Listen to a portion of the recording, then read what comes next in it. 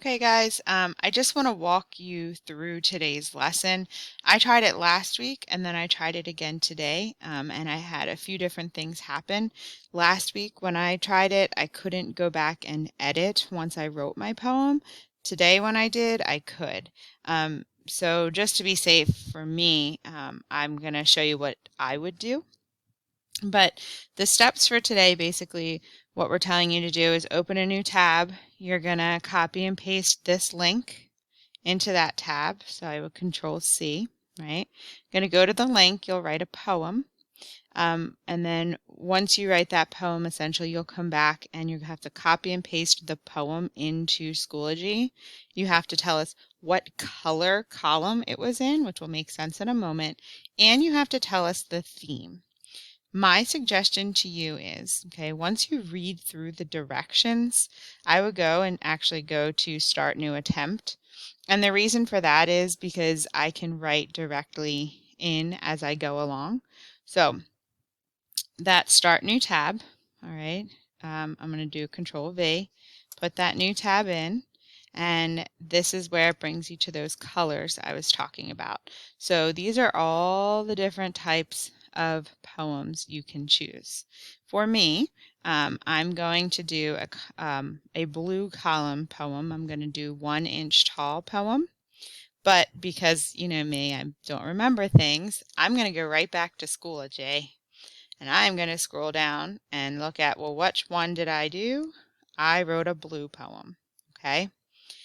Now, if I'm writing about being 1 inch tall, all right, the theme, the lesson that I want to teach people is that, you know, when you're when you are small, the simplest things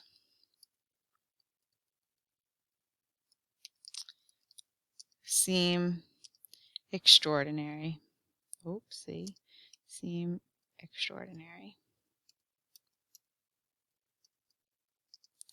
Now, again, this might not be the best theme. I'm kind of just winging it there on the theme. I practiced the poem earlier. However, you know, this is kind of what my thought process was. But for me, either I'm going to write my theme somewhere else, or I'm, again, just going to put it right into this document so I have it, okay? Going back to that new tab, though, what's really neat about these poems is it actually gives you the format. So if I'm going to do a 1 inch tall poem, all right, and it's inspired by Shel Silverstein's poem, it's going to give you details to fill in. So it tells you line by line before you even start. So go through and look at a bunch of different options to see what you like best. Then it's going to give you an example, and then you create your own, okay? And it tells you what to write in those boxes. So for me, my title is actually going to be called Imagine. And imagine if you were only 1 inch tall. And then I have to write a phrase on how I might see things differently. So if I was 1 inch tall, the world would seem overwhelming. Okay.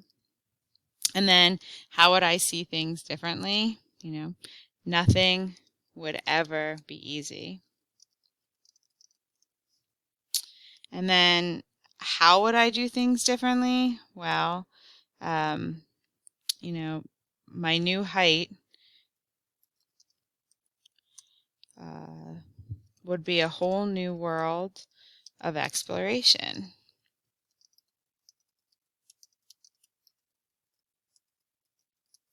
And then another one on how I would do things differently. A raindrop would be a raindrop be like a tsunami. Okay. And then it ends again. It's, you know, circles back to if you were only 1 inch tall. Now, here's where for me, the first time I went and did this, it got all messed up. But then tonight when I went through and practiced, it didn't. So creation complete, click here to see it. That's your next step.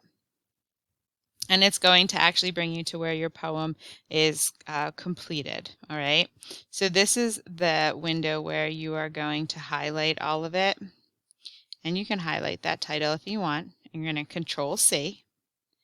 Then you're going to go back to our assignment, and in that first question, you're going to Control V, and you are going to put your poem right in there. Okay? You don't really have to have this, but you can.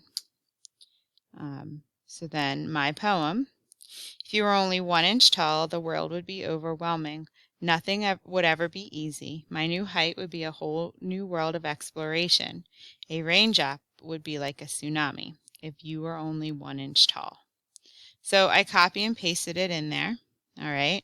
And then again, I have that color and the theme. So you can do this in whichever order kind of you want, in terms of, do you want to start the attempt and fill it in as you go?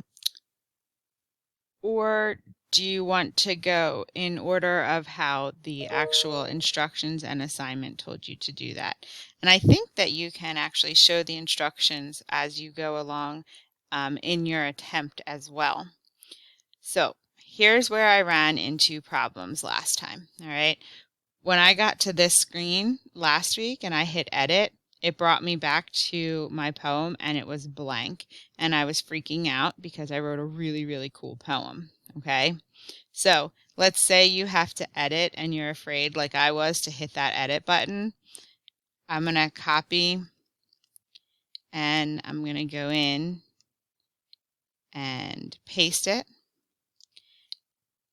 And then I'm going to make my edits. So maybe I might take out a raindrop and I might make it raindrops. All right, it's kind of up to you how you would want to do that. But I was nervous when I edited today. So I copy and pasted directly into the document. Please let me know if you have questions. Be creative, have fun with these. Remember to come up with a theme, the lesson, the moral of what you want to teach your reader or show your reader through this poem. Again, let me know if you have questions. Thanks, guys. Bye.